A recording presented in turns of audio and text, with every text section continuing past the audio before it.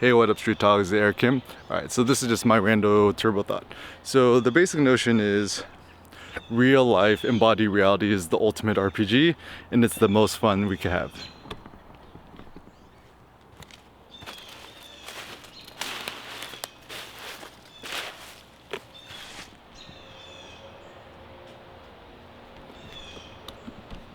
Now, the thing that's always so interesting to me is I think most people would actually prefer to stay at home and, be on the devices and play the games and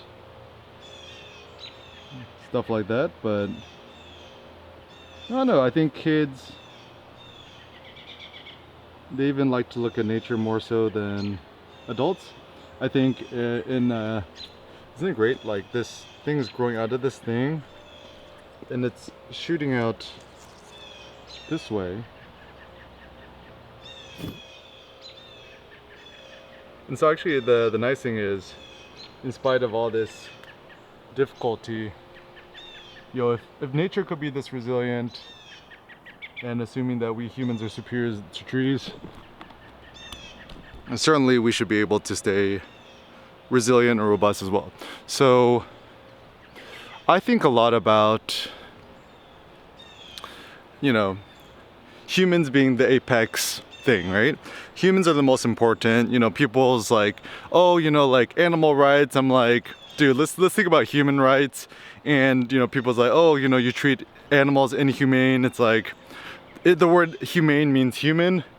So the notion of like treating an animal inhumane kind of makes no sense to me.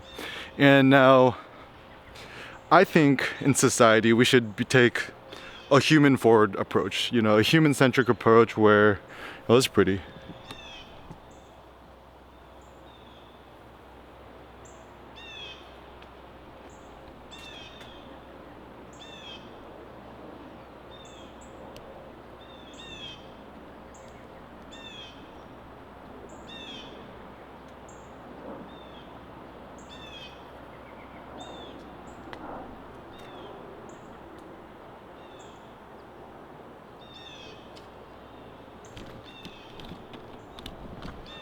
So essentially for us to take a more human-centered, human-forward approach where we realize that the thriving of humanity is probably our number one most important goal in life, and all other concerns should kind of fall to the waistline. And so I think, okay, so insofar much as like some sort of epiphanies that I've had is like, I think we humans, we think the best when we're moving, when we're walking and being outdoors.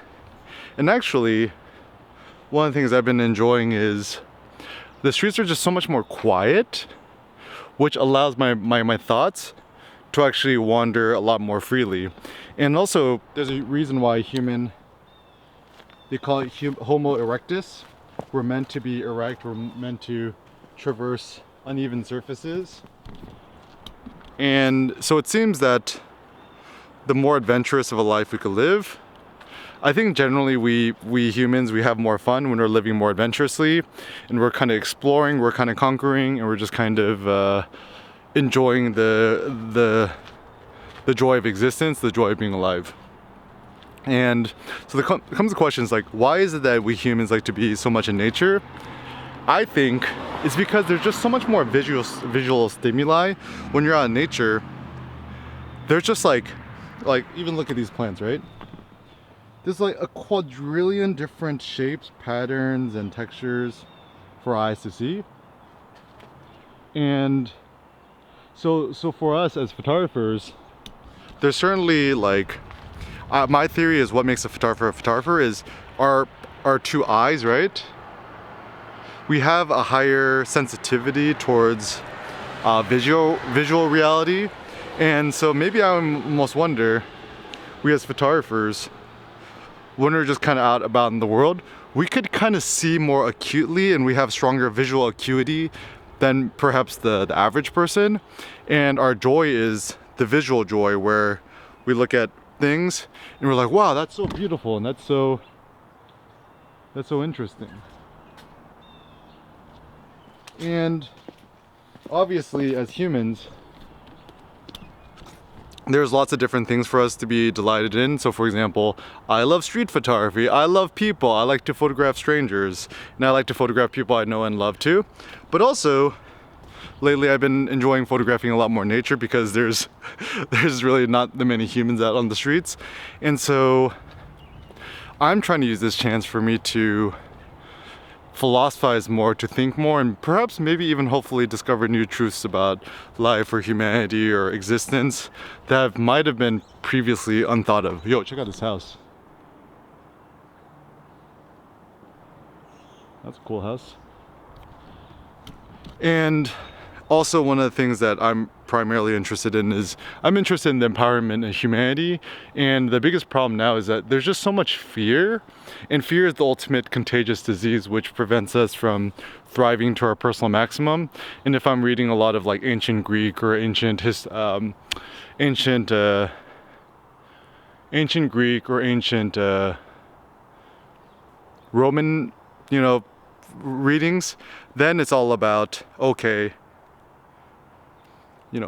he who has more courage essentially lives a better life.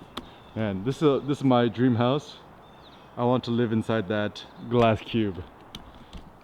Another random life goal.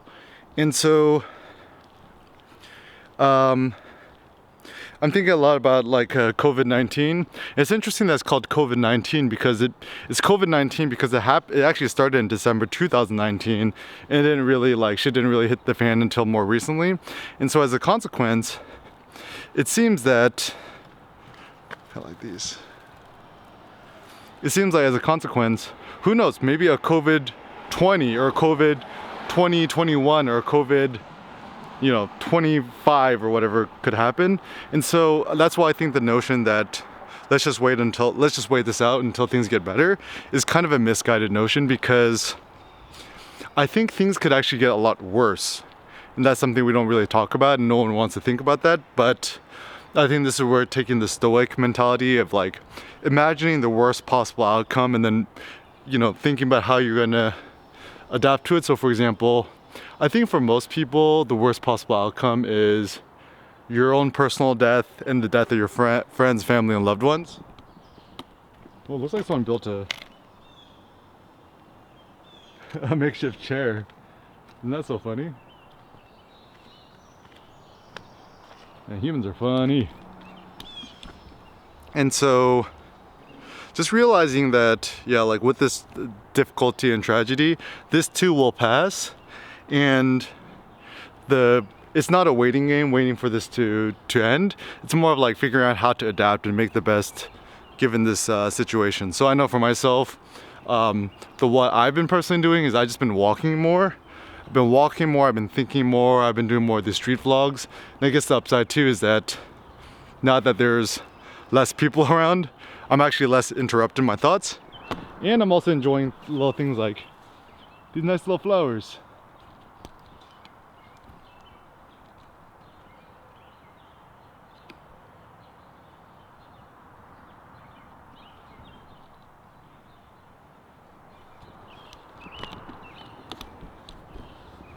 And so, realize that everything that's difficult in life will soon pass, but just make the best of what you got.